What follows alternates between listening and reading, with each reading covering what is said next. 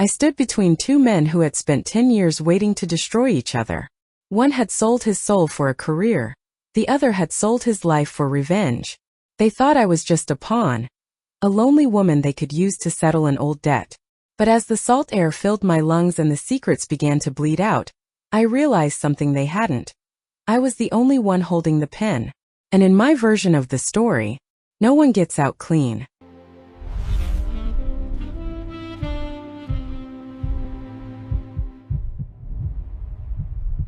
The Pacific coast greeted me with a milky fog that swallowed the horizon line each morning, reducing the world outside to a blank white canvas. In this affluent suburb where houses of glass and concrete clung desperately to the cliff face, silence was a commodity more expensive than the land itself, a deliberate shield against the noise of ordinary life. I sat at the polished dining table, my fingers hovering above the cool plastic of the keyboard. The whiteness of my skin in the cold morning light felt almost translucent, a sickly pallor reflecting the emptiness of the screen before me, a mirror to the barren landscape of my own mind. A cursor blinked, an incessant, merciless metronome marking the time I was wasting on my creative crisis. My manuscript was due in precisely 3 weeks, a countdown that felt more like a sentence than a deadline. Richard called every evening, his voice honed by years of editing other people's lives. Always dry, always demanding, a constant low-frequency hum of expectation that resonated deep in my chest. He never asked how I felt. He only ever asked about the chapters. The deadline was a physical pressure, an invisible thumb pressed into my throat, and I felt less like an artist and more like an insect, neatly pinned to a piece of cardboard by this suffocating wait for brilliance. I pushed back the heavy oak chair, the slight scrape on the hardwood floor a violation of the morning quiet, and walked across the living space towards the sliding glass doors. The air inside had grown stale, thick with the scent of old paper and the metallic tang of unexpressed anxiety that always gathered near the screen. Stepping onto the balcony, I inhaled deeply, taking in the heavy, salt-laden air that felt like a damp sheet pressed against my lungs. The mist had not lifted, and the concrete railing under my palms was slick with condensation, intensely cold against my skin. It was an isolation that the high price tag of this address had promised as peace, but which had curdled into a deep, unsettling loneliness I could not shake. Down on the empty sand, just at the tide's frayed edge, stood a man. His figure was a stark, dark silhouette against the relentless churn of the gray foam, an absolutely motionless sculpture carved from shadow. This must be the new lifeguard, the one the neighborhood chatter had introduced during the previous week's brief, mandatory cocktail party. His skin, the deep, rich color of bitter chocolate, seemed to devour the sparse morning light instead of reflecting it, making him appear heavier, more anchored to the earth than anything around him. I watched him, hypnotized by the sheer stillness of his posture, realizing he hadn't moved since I'd first stepped outside. Then, with a slowness that felt deliberate, almost theatrical, he rotated his head and looked directly upward. A strange, sharp pinprick of alarm went through me as our gazes met across the vertical distance. There was no professional watchfulness in his expression, no acknowledgement of my presence, only a vast, indifferent emptiness that I recognized instantly as my own. The moment was broken not by a sound from the beach, but by a sudden jarring movement beside me. A large seagull, its feathers impossibly white, landed heavily on the slick metal railing of the balcony. It let out a single piercing shriek that sounded less like a bird's call and more like a high-pitched, hysterical laugh cutting through the oppressive silence. Before the sound had fully dissipated, a sharp, deeply unpleasant smell, the bitter, acrid odor of burnt coffee, drifted out from the open kitchen door behind me. My heart gave a frantic, clumsy double beat. I had forgotten the electric drip coffee maker. The reservoir was now empty, and the black, viscous sludge had boiled over, spreading rapidly across the pristine, snow-white quartz countertop. The perfect, curated order of the morning, already thin and brittle, had just fractured, leaving behind a dark, indelible stain. The moment the sun finally pierced the relentless shroud of the morning fog, the world transformed from sterile monochrome to brilliant, savage color, an abrupt shift that felt like the slamming open of a heavy, light-starved door. It was precisely noon, the highest point of the day, and the mist retreated with an almost audible hiss, revealing a strip of sand that instantly became baked, glittering gold under the vertical intensity of the light. The heat did not feel warm or comforting. It felt heavy, a smothering blanket pressing down on the glass roof of the house and drawing out the latent dampness from the air. I needed to move, the confined space upstairs suddenly intolerable, the silent reproach of the blank screen more abrasive than grit. I dressed without thought, pulling on a simple white linen dress that offered no real protection from the sun, but felt right for the performance I was about to stage. My sandals crunched lightly on the crushed seashell path leading down to the beach, and the sound seemed enormous in the sudden sunlit silence. Down below, the same dark figure I had observed from the balcony was now seated high above the waterline, an immutable feature of the landscape. He was perched on the white wooden tower, a silent sentinel whose presence was both a warning and an invitation. I felt the familiar writerly itch to dissect him, to peel back the layers of his self-containment and catalog the hidden wounds, a desperate need to find a story outside the stale confines of my own mind. The closer I got, the more the sand burned through the thin soles of my leather sandals, forcing me to walk carefully, deliberately, focusing on the small, immediate discomfort rather than the larger, looming anxiety of the encounter. The air shifted from the cool, wet saltiness of the morning to a dry, complex aroma of hot fiberglass, cheap sunscreen, and ozone. He was called Marcus, a name that felt too simple, too blunt for the complexity I instantly sensed radiating off him, even from a distance of 50 feet. I could see the curve of his forearms resting on the rail of the tower, the muscles long and defined, utterly relaxed but possessing the coiled tension of a wire ready to snap. When I finally stopped at the base of the tower, looking up, his physical presence seemed to inflate, taking up all the available space beneath the enormous, glaring sun. I had intended to sound casual, perhaps even a little scholarly, asking about the rip currents or the unpredictable tidal patterns, the kind of polite, intellectual curiosity that served as a mask for genuine interest.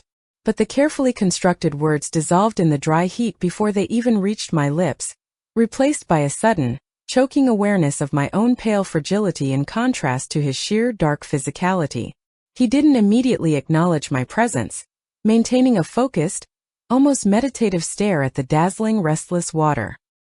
I forced the words out, the pretense about the currents sounding thin and ridiculously formal, a sound I barely recognized as my own voice. His head turned slowly, the movement unhurried and precise, and his eyes, shielded by the reflective lenses of dark, wrap-around sunglasses, gave away nothing, making me feel like an object under cool, prolonged examination.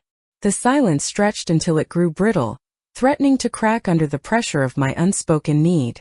It was an oppressive quiet, containing not absence, but the heavy potential of things left unsaid for a very long time, things that carried a weight beyond mere words. When he finally spoke, the sound of his voice was unexpectedly low, a deep rumble in his chest that seemed to vibrate the very sand beneath my feet. It carried a slight, almost imperceptible rasp, the kind of texture I instantly catalogued in my mind as belonging to a throat too long unused or perhaps one that had been repeatedly damaged by sudden, violent exclamations in the dead of night. It was the sound of a man who had either chosen prolonged silence or who woke up screaming. There seemed to be no gentle middle ground in the history recorded by that small, subtle throat clearing. I stepped closer, drawn by the gravity of his unspoken history, and my attention settled upon his shoulders, where the skin was a darker map of old damage. There were 3 distinct silvery lines, stretching just beneath the collarbone and tracing the curve of his deltoid, scars that looked too old and too deep to be the result of a simple childhood fall or a clumsy kitchen accident. They were deliberate marks, signs of an extreme moment of violence survived, and instantly, the writer in me rose up, a hungry parasite desperate to inhabit his pain, to seize the narrative of those wounds and transpose them onto the pristine, terrifying whiteness of my digital page. He was a veteran, I realized then, not just of a military conflict but of a specific personal type of war that had not ended when the plane touched down on the tarmac of the homeland. The war was in the rigid set of his jaw, in the way his massive shoulders were held at a constant, infinitesimal level of alertness, a tension that belied his apparent calm. I saw the evidence not in a uniform, but in the unpeaceable quality of his stillness, in the way his fingers, curled lightly over the edge of the guard rail, occasionally tightened, clenching inward as if searching for a familiar phantom grip, the cold, solid handle of a weapon that was no longer there, but was still sorely missed. In the distance, further down the paved access road where the expensive cars of the homeowners were parked, a heavy car door slammed shut with a sharp, echoing thwack that violated the quiet afternoon air. It was a common, innocuous sound, but I watched Marcus's entire posture change in the space of half a second, the slight clench I had only just observed turning into a rigid spasm. His knuckles went white against the wood, and his head snapped towards the sound, the movement too fast, too ingrained for casual curiosity. It was a purely defensive reflex, the instantaneous primitive leap to danger, and the momentary lapse in his control was a far greater story than the 3 silvery lines on his shoulder. The moment passed, his gaze returned to the horizon, and he relaxed back into the careful illusion of languor. He gestured towards a small, dark object resting on the corner of the wooden platform, the motion a simple flick of his wrist. It was my sunglasses, the expensive pair I must have dropped near the base of the tower when I paused to steady myself against the burning sand, an ordinary detail that suddenly felt charged with impossible significance. I reached up awkwardly, my eyes still fixed on the rigid tendons of his forearm, the sun beating down mercilessly on my exposed neck, turning the linen of my dress damp and clinging. As he shifted his weight to hand them down, our fingers brushed. It was a minimal contact, a millisecond of skin on skin, the back of my cool, pale hand against the startling heat and coarse texture of his inner wrist. The jolt that went through me was not sentimental or romantic. It was purely, unequivocally electrical, a physical discharge that started at the point of contact and rushed upward through my arm and into the center of my chest, momentarily stealing my breath.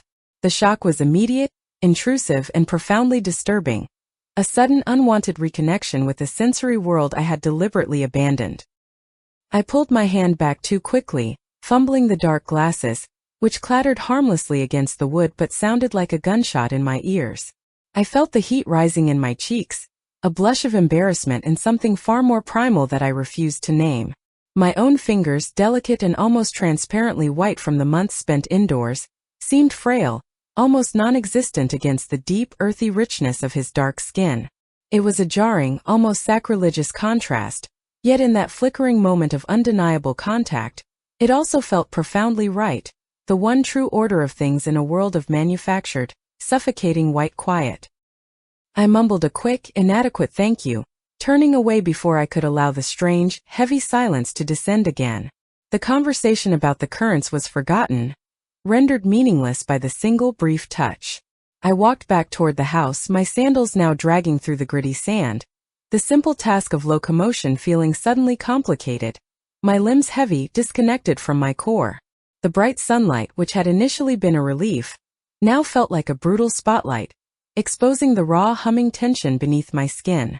The salt in the air had changed, tasting not of the distant, sterile sea, but of his immediate, powerful presence. That evening, the stale, metallic scent of unexpressed anxiety had been entirely replaced by the residual sensory memory of the beach.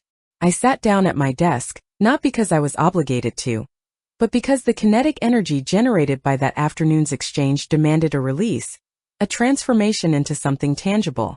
My fingers, still faintly tingling, found the keys, and the cursor, which had mocked me for weeks, began to move with a speed and confidence I had not felt in months.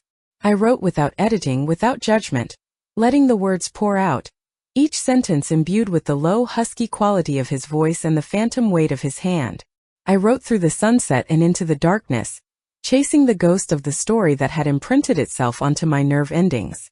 When I finally stopped, my eyes aching from the glow of the screen, I had written precisely 10 full pages, a prodigious, almost miraculous output.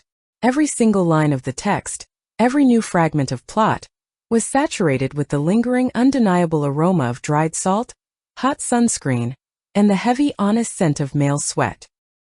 Our illicit arrangement, which I refused to dignify with the sentimental term affair, began in an old, derelict boathouse tucked away beneath the pier, a place that smelled profoundly of decaying seaweed, discarded nets, and forgotten time.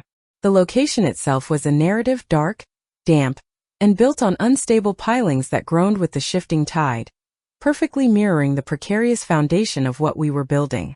It was less a meeting of hearts and more a mutual excavation, a destructive process where each of us chipped away at the other's carefully maintained defenses. I didn't seek rescue. I sought raw material, a truth I could finally wield on the page, and Marcus offered a vulnerability that was more dangerous than any weapon I could invent. Every subsequent meeting, every stolen hour beneath the corrugated tin roof of that boathouse, became a pivotal point, not just in my unraveling sanity, but in the structural integrity of the novel I was ostensibly writing. My life with Richard had become a carefully constructed edifice of lies, delivered through the phone line each evening, a brittle shield of false progress that I presented to satisfy the publisher. I would describe fictional chapter outlines, discuss character motivations that were growing increasingly hollow, all while the scent of Marcus, a complex, musky blend of salt, leather, and sweat, was still clinging to the threadbare cashmere of my sweater, an immediate, undeniable truth I was daring Richard to detect. Marcus never spoke of his wartime trauma, never indulged in the self-pitying monologues of the damaged hero. Instead, he read his nightmares to me without uttering a single word, conveying his history through the involuntary flinching of his shoulders, the sudden, icy stillness of his gaze, or the way his entire body would go taut at the distant, muffled sound of a helicopter passing high overhead. His silence was a more compelling, more visceral text than any published memoir, and I absorbed it, greedily translating the language of his unspoken terror into the escalating tension between the characters in my story, feeling less like a lover and more like a thief of souls. The intimacy we shared was intense, not in the gentle sense of closeness, but in the aggressive juxtaposition of two utterly different realities colliding. In moments of our maximum physical proximity, when the contrast between his dark, heavily scarred skin and my pale, untouched lightness was at its peak, his enormous hands framing my face, his chest a solid hot wall against mine, I finally understood the veritas, the essential terrifying truth that the critics had always claimed was missing from my work. It wasn't sentimentality. It was the raw, undeniable force of mutual destruction, the recognition that in him, I was meeting my own catastrophic potential. The atmosphere around us grew thick and charged, mirroring the increasingly volatile dynamics of our secret world. One afternoon, after a violent, unseasonal thunderstorm had swept through the coast, leaving the air heavy and metallic with ozone, the tension became so palpable it felt like a visible membrane stretched between us. The boathouse dripped loudly, each drop hitting the water below with a sound like a tiny final judgment. We were lying on the sand-covered floor, the faint smell of wet decay all around us, when he shifted, leaning up on one elbow to look down at me. His eyes, usually guarded and opaque, held a flicker of profound, devastating clarity. His voice, that low, gravelly rasp I now recognized better than my own name, was barely a whisper. "You see salvation in me, don't you, Alison?" he asked, the sound both accusatory and deeply weary, lacking any trace of self-importance. Before I could lie, before I could construct a pretty sentence of denial, he answered his own question with a soft finality that hit me like a physical blow. "But you are not a savior. You are the perfect, untouched mirror of my own destruction." The stark honesty of that single sentence, his ability to look past my writerly self-absorption and name the core of my destructive need, was a sudden seismic event in my carefully structured emotional life. In that moment of intense, despairing physical closeness, where I could feel the ragged scar tissue beneath the smooth, dark warmth of his skin, I realized my novel's polite, redemptive ending was a lie. The neatly wrapped conclusion I had been peddling to Richard and the publishers was an insult to the chaos I now knew was the only thing worth writing about. That night, alone in the silent, immaculate house that now felt alien and hostile, I opened the digital file and deleted the final 10,000 words of the manuscript, a total purge that was as exhilarating as it was terrifying. The old ending, a careful, measured return to peace and stability, was gone, replaced by the immediate, overwhelming need to build a new one. A chaotic, honest, and utterly destructive conclusion that could only be achieved through the complete immolation of my current life. The scene with Marcus, that brutal confession under the dripping roof, had given me not a lover, but a sacrificial catalyst, a necessary human bomb. The fear of being found out, of having my affair exposed and my comfortable life dismantled, had not only vanished, it had transformed into a desperate, visceral craving. I no longer dreaded the coming catastrophe. I deliberately courted it, hungry for the dramatic revelation that would deliver the only ending truly worthy of the talent the critics had spent 10 years both praising and doubting. I began to plant small, specific clues, fragments of the other life I was building, like breadcrumbs leading directly to the center of my betrayal. I allowed the finely ground beach sand, Marcus's sand, to remain scattered across the silk-weave texture of our pristine white bed sheets, knowing Richard's fastidious nature would notice the abrasive intrusion. I lingered in the cloud of the cheap, aggressively masculine aftershave he sometimes wore, letting the scent of pine and something distinctly metallic soak into my hair and the collar of my nightgown, hoping the smell would announce itself to Richard's subtle proprietary nose. I craved the moment when he would finally cross the threshold of suspicion and recognize the danger I had invited into our carefully constructed, airless sanctuary. Only a full-scale, devastating explosion could provide the dramatic resolution, the final undeniable truth that would make my novel, and my life finally matter. Richard arrived with the brutal absolute finality of a sudden change in the weather, without so much as a preceding text message to prepare me for the violation of his presence. He stood on the polished threshold, framed by the cold expanse of the floor-to-ceiling glass, an utterly alien element in the raw, untamed coastal landscape I had come to inhabit. He was dressed in a precisely tailored linen suit, the color of untouched bone, a garment that looked painfully restrictive and entirely unsuited for the humidity. His arrival instantly stripped my house of its hard-won intimacy, transforming my cozy, claustrophobic retreat into a cold, minimalist gallery on display, a mere stage for his professional scrutiny. The air in the house immediately grew thinner, crisper, losing the organic, salty tang that Marcus had imbued it with. Richard brought with him the scent of expensive manufactured order, a dry, sterile aroma of high-end department stores and newly printed paper. Under his arm, he carried a dense pile of manila folders, filled with the latest round of editorial comments, their very existence a silent, demanding indictment of my recent, purposeful inertia.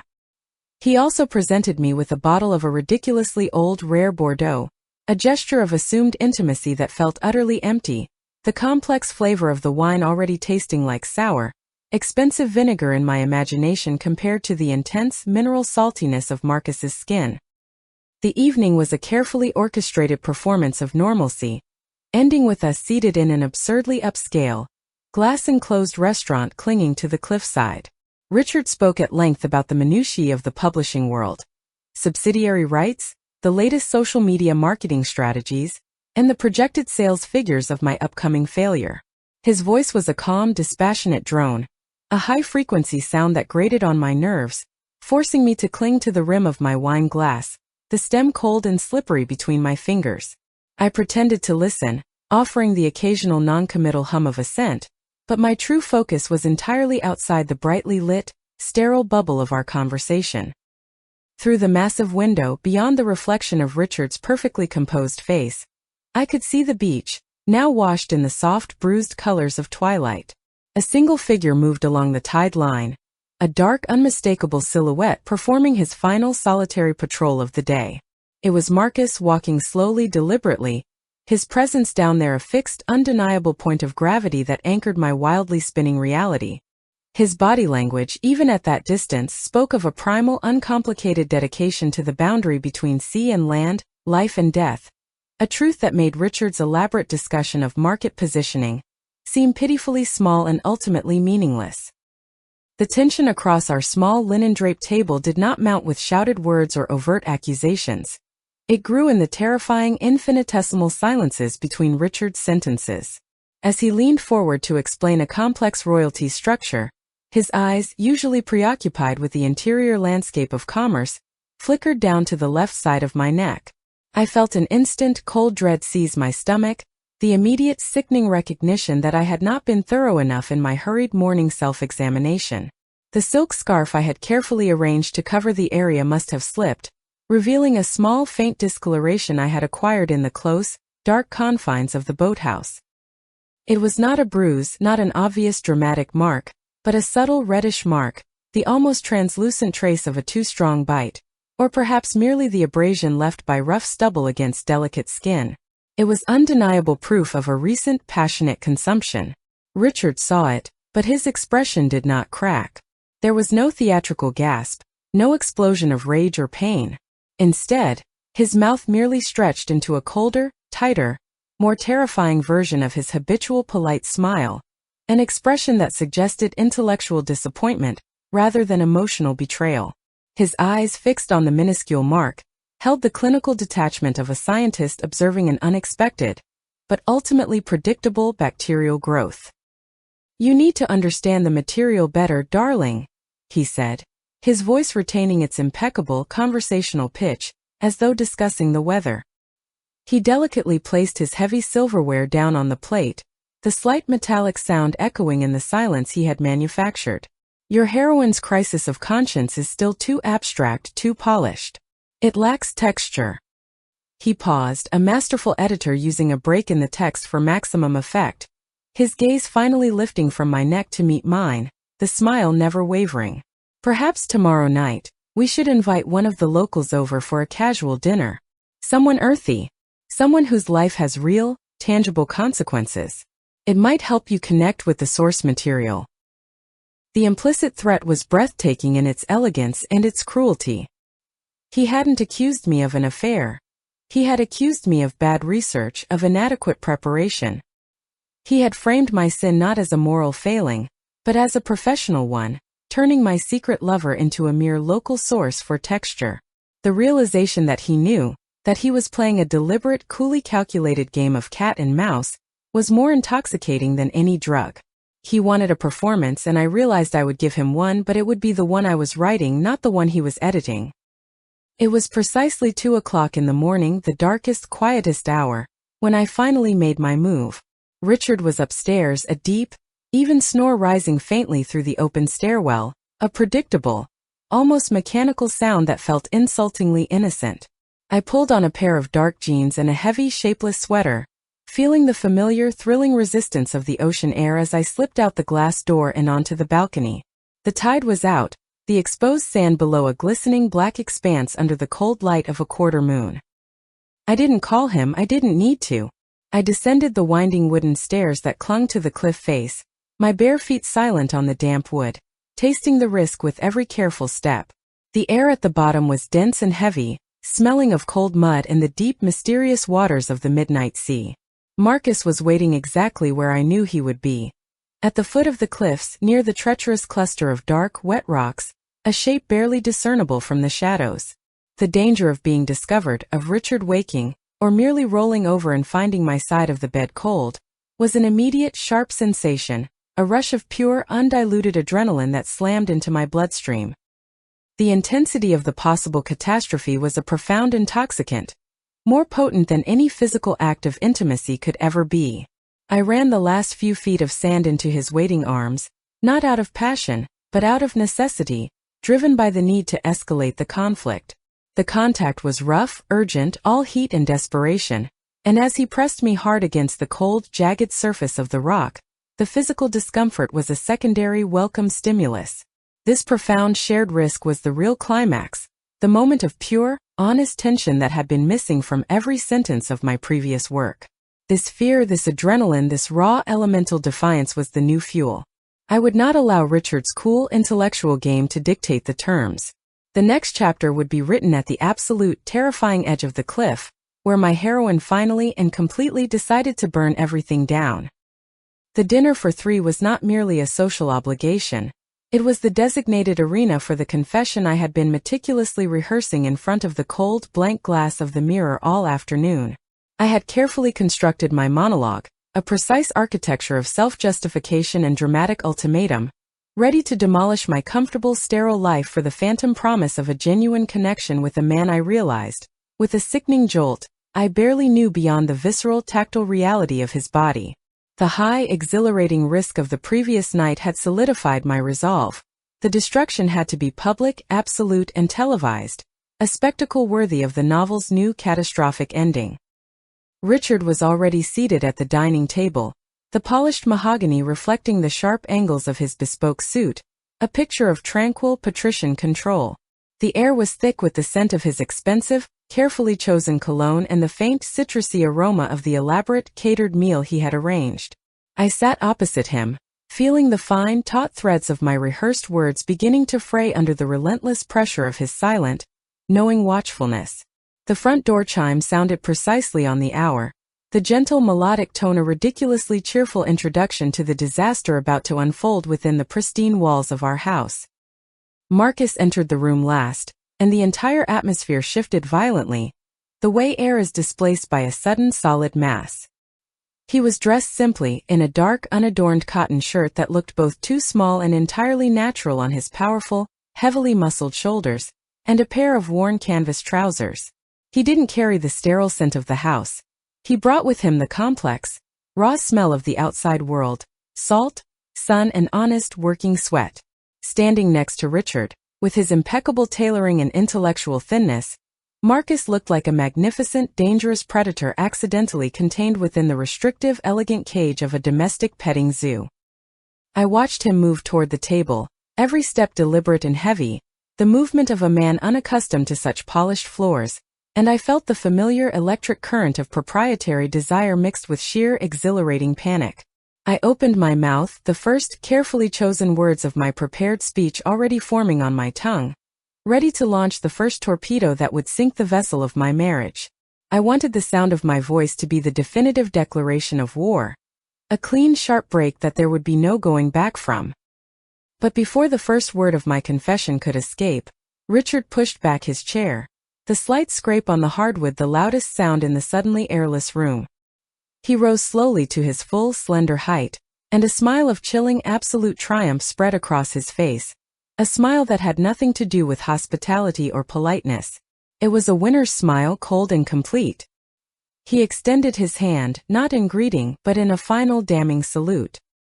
"Elias," Richard said, the single word cutting through the tense silence like a razor blade. The name was pronounced with a strange, heavy emphasis on the first syllable, and it was a name I had never heard, a name I could not connect to the man I knew only as Marcus. The effect of the name on the man I thought I knew was immediate, physical, and absolutely devastating. Marcus froze mid-stride, his body locking into a posture of sudden, total paralysis that was far more rigid than his usual military stillness. The heavy, protective screen in his eyes shattered, replaced in a microsecond by a flash of raw, unfiltered horror. A profound, gut-deep terror that went far beyond the lingering shadow of mere post-traumatic stress disorder. It was the look of a man who has suddenly been presented with the impossible, with the definitive proof that he has walked into a flawlessly constructed trap. My entire reality imploded in the span of one single excruciating second. The two men were not strangers, brought together by my clever little scheme to generate texture for a novel. The two men knew each other, and their familiarity was not a casual acquaintance, but the scar tissue of a shared violent past. The name Richard had used was his true name, a secret he had kept hidden from me for the entirety of our brief, intense affair, a lie that was a sudden, staggering betrayal. Richard, the seemingly fastidious, paper-thin editor of my life, began to speak, his voice now lower, richer, infused with a self-satisfaction that was sickeningly potent. He spoke of an assignment that had taken place precisely 10 years prior, a distant, brutal deployment in Afghanistan. He had been a young, ambitious foreign correspondent, chasing the biggest story of his career. And Marcus, or rather Elias, had been the sergeant, the point man, the one-man shield responsible for keeping the soft, privileged journalist alive and unscathed during a chaotic, disastrous operation deep in the unforgiving Helmand province.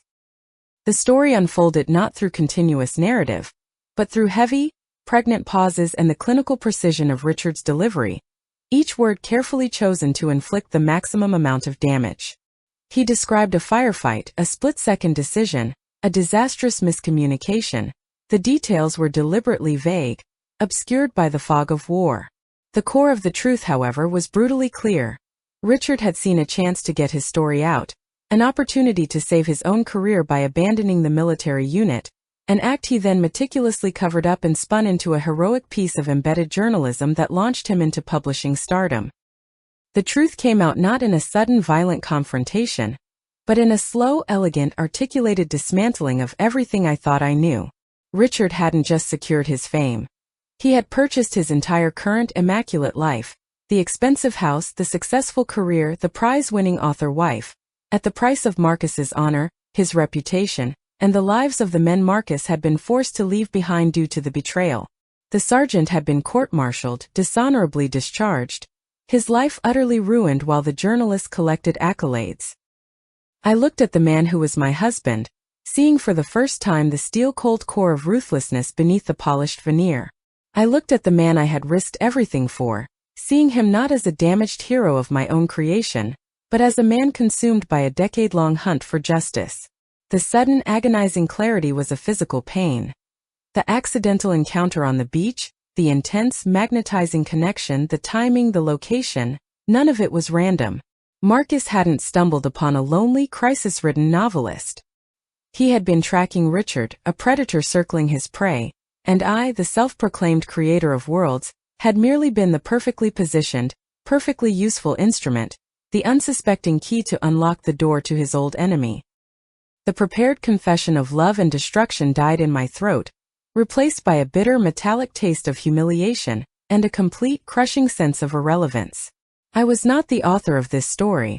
I was merely a cheap, easily manipulated plot device. I was not the desperate, passionate heroine driven to burn down her life for authentic love.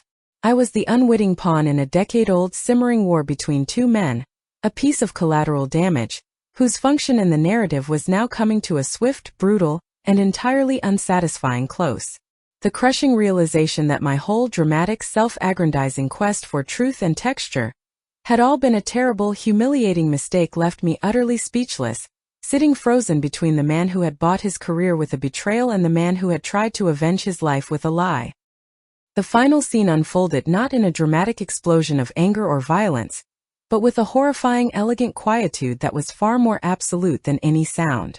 Richard and Marcus, the veteran and the journalist, the betrayed and the betrayer, retired to the enormous glass terrace overlooking the black, moonlit ocean, leaving me alone at the wreckage of the dinner table.